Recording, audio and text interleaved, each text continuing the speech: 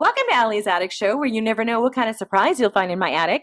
I'm your host, Allie, and today my surprise is, and I love that I get to read this. This is metal how it should sound. This is metal in your face. This is metal that will melt your ears. This is metal that takes you on dark sonic journeys. This is Blood of Angels, and joining me from Blood of Angels is the guitarist Aaron Robinson. Hello. Hello. How are you today? I am well. I loved reading that. I'm just telling you right now. Anyways. So, our bio writer is really enthusiastic. I really appreciated the service that they do for us. Yeah, that was cool. Your whole bio was cool, but that was I was going to introduce you completely different, and I saw that, and I'm like, nope, I'm going with that. Now, you guys are from Florida. Yes, we are. We're based in Jacksonville area, although, I live closer to Tampa. Okay. Now, I'm going to name off the members of the band, and then I'm going to let you tell me your journey. So, you, like I said, Aaron Robinson, guitar. Michael Stewart is bass. Chris, I'm going to let you say his last name. Okay. He's vocals. Kevin Phillips is drum. And you guys meld metal sensibilities honed over several years, pounding out sounds that challenge and delight fans of extreme music. And you're always rewriting the rules and pushing the boundaries, which is so cool. Your music, and I love all music. I am a headbanger from way back. And your music, I love your music. I'm so glad that you came on my show. So, Aaron, tell me the journey of Blood of Angels. Okay. My old band, Foreshadow, I was with for 8 years, and we had some good things. Basically, we broke up in October.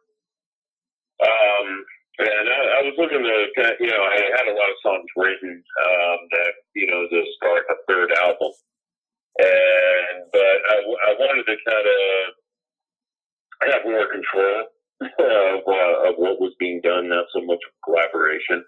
And I found Chris and Kevin and Michael. A lot of those guys have been in my life for a while, and they were really on board with the vision and what we were trying to do. And we decided to go ahead and just do this EP to test market it out and to see how it was received. And it's done awfully well. Mm-hmm. I guess I'll go in and throw in my thanks to Matthew Johnson, who was the engineer on the album, and he knew exactly what we needed to do for our sound. And we haven't really played out much at the present time. Right now, we're focusing on full-length album. We plan on being in the studio in October, and we're talking with a record label right now in Europe, Fort Trick Records. So that's really exciting. Oh, nice. And we're just moving forward. And the biggest thing for this year was just recently we won the Independent Music Award for Best Metal Hardcore Song for the single Oden's Wrath. Nice. Now first, the name of the album is Rise of the Fallen Gods, just so we get that in there. Right. Now, I like how they call you Axeman Aaron. Why do they call you Axeman Aaron? Is that just is that just a nickname that stuck? I thought it funny. Again, that goes back to our wonderful, enthusiastic bio writer who just really loved the 3 songs when we sent it over them, to come up with ideas. We're going to write your bio, send us the music. And he was really enthusiastic about it. So that was cool. Well, it's always good to have an enthusiastic writer for your bio. Okay, so yes, definitely. So you haven't really gone out and played live yet? No, not with this current project, no. Okay. We wanted to do the next full-length album, and of course, with the potential record deal, when we get that together, they'll definitely be booking us, mostly focusing on doing a lot of festivals, more so in Europe and in the States. That'll be fantastic. Yeah, no kidding. Hopefully, and of course, I'd love to go to Canada. I was just going to say, yeah, I was just going to say, I hope you come here. Wonderful to head up north. Yeah, and I would be there in a heartbeat. Now, I like how it says, we're going to go back to your bio writer here, with hints of dark tranquility, Slayer, Iron Maiden, Ameth Armoth, Dying Fetus, and Morbid Angel. It's all within your sound, and you take that and you mix and add your own dark twists and turns. And I love your songs. I mean, I'm not gonna lie. Like I said, I'm a headbanger. And now, when you do go out and tour, are you gonna have mosh pits? Well, I won't discourage it, but I can't control whether they break out or not. In my former, live experience, there have been numerous mosh pits to the music, so I'm sure there'll be plenty of those. Yeah, well, and that's the best part. You know what? I was in one mosh pit once, and it was outdoors and it had rained. I lost my shoes. I got stuck, and it was crazy, but it was so much fun. It was lots of fun. Now, all of you are on the same page, which is amazing, because sometimes in bands there's, different ideas and people don't really get along. But like you said, they've all been a part of your life for a long time. So I guess you guys are all pretty much, you each contribute and you're all okay with everything. Yes, very much so. Good. And, especially when the numbers look good, it makes it easier to stay on board with something. Yeah, exactly. And I love this too. You understand that having a wealth of good ideas and tunes is not enough, because it isn't. All of you guys know that when you hit the stage or a track in a studio, it's just important to be professional and business-like. I mean, like your bio writer says, how else did Maiden, Metallica, and Slayer get to the top other than being savvy about the music industry? And that is so true. And you have to be nowadays. Mm-hmm. Now, it doesn't mean that there's anything cold or clinical about you guys. You're very passionate about what you do, which is awesome, because that's why you should be doing what you're doing. I mean, you have to be passionate about it, otherwise it's going to come off as sounding hollow, I guess is the word I'm looking for. Of course. What is, like... It'll be pop music if we weren't passionate about it. There you go. Now, I like how it also says that you guys are going to rest you from your comfortable life, tear you away from mediocre playlists, and offer you redemption from the run-of-mill mainstream. And when people go onto my website and listen to the songs, and then go to your website and listen to more of the songs, they'll understand exactly what that means. Because you guys are like full-blown, like, bang your head off music, basically. Yeah. I mean, there's elements of that. I also focus on a lot of melody as well. Mm-hmm. As you pointed out, bands come out of Dark Tranquility. Also, my all-time favorite band growing up, as like any metalhead really, is Iron Maiden. Mm-hmm. And the rhythms were really heavy. What they were doing was really heavy for their time of the early 80s, but they punctuate that with these beautiful, just simple melody lines that were just really catchy. And I also like to focus on that detail as well as the aggressive furiness. And that's awesome. I mean, and the great thing about Maiden is, even though it was heavy, you could sing along. I mean, Run to the Hill. I mean, you could sing along. And that is a good part about a song, is when you can hear the words and you can hear the melody and you can sing along. I don't know. It's just a thing, right? You turn it up in your car and you sing at the top of your lungs.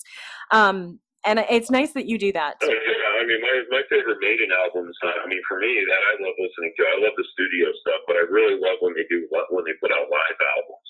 Mm-hmm. Especially the one they've done, like Rock in Rio. And you hear, Rock in Rio, it's 100,000 people from all over Brazil or other parts of South America to show up for it.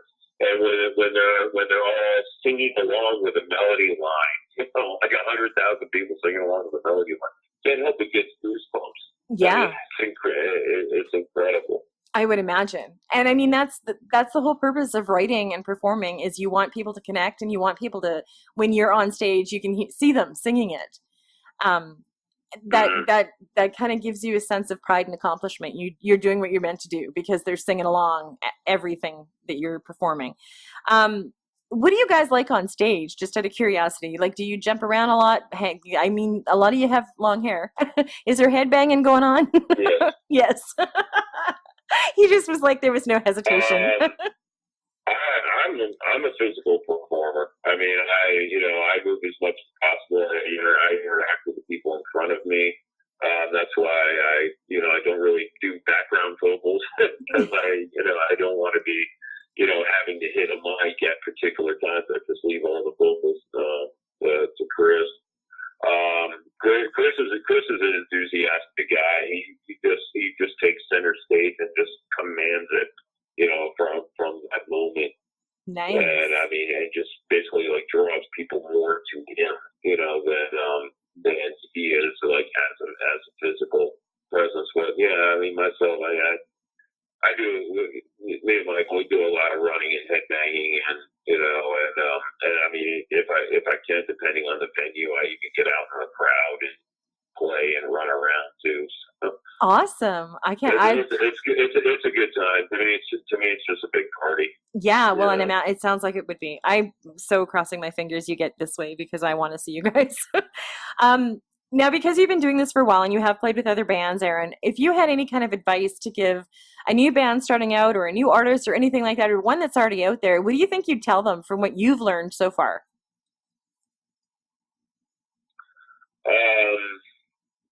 Never would save your money because this business costs.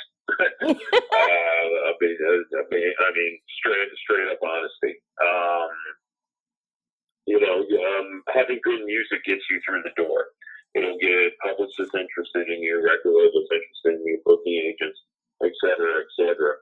But that's going to get you through the door. These people, they're, especially the good ones, their time is money, basically. So you'll also end up having to pay them to work with you. I know there are people out there that sometimes they have that attitude. It's like, oh, well, it's got to be a scam if you pay them. And that's true. There are a lot of scammers out there. And I won't lie to say that I haven't been fooled by a few, and I have. After 20 years of doing this, that's what happens. You do make those mistakes.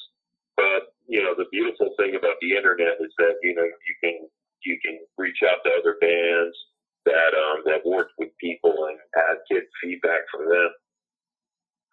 And, and test the waters on who's real and who isn't. But, I mean, that's, I would say, number one is definitely save your money.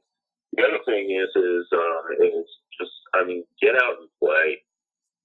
Just get out and play. Don't, and don't focus so much on your social media numbers, your Spotify plays, your YouTube or anything like that.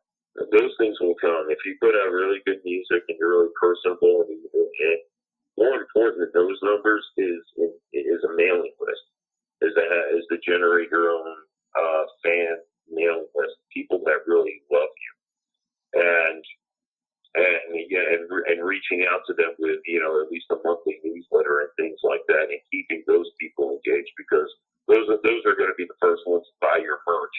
Yeah. When you come out with new things or download your music, those are the ones that are going to be there to support you. Somebody who saw your video 2 or 3 times on YouTube and just moved on, they may come back, but they won't be as engaged as those mailing list fans. Wow, you're the first person that's ever said that. And I've been doing this for over a year. Okay. Wow, that is cool. Seriously, you're the first person that's ever talked about a mailing list. I think that is a great idea. And you want your fans to be involved. So whichever way, shape, or form. Now, what 2 songs are we going to hear from you? Over Mystery Detail Loki, we just came out with a new lyric video for that. It's also coming out on a compilation DVD through Imperative Agency down in Brazil. I know it's being sold in Europe and South America. I don't know if it'll actually get to the retail market in Canada, but I'm sure it'll be available online up there in the States as well. Mm-hmm. And also, to my own horn just a little bit, other bands that are on that compilation DVD are also Cradle of Filth and Destruction and Hammerfall, and a few new videos from classic songs from the original Fathers of Death Metal, the band Death. Wow. And then the other track, of course, is Odin's Wrath, which is a song we just recently won the Independent Music Award for Best Metal Hardcore Song of the Year. And we're also up for the International Music and Entertainment Awards, which will be another week. Of course, Odin's Wrath is nominated for Song of the Year there, as well as we're nominated for Metal Band of the Year. Awesome. Congratulations. It's nice to see your hard work rewarded in a way. You know, even nominated, whether you win or not, just being nominated is a treat. Now, we can buy your music online, like you said. Also, your website, which is bloodofangels.net. It's going to be up on my website. People can just click on the link, go directly to your website, find out more about you guys, watch your YouTube videos, and listen to more of your music. And Aaron, thank you so much for, as everybody knows, most people that are independent musicians have full-time jobs. So thanks for taking time out of your evening to come on my show and talk to me. And like I said, I'm a fan. So thank you so much. I appreciate it. Well, thank you for having me. I really enjoy doing this, and this is a lot of fun. Awesome. And thanks for joining me on Allie's Attic Show. Keep checking my website because you never know what kind of surprises you'll find in my attic. Cheers.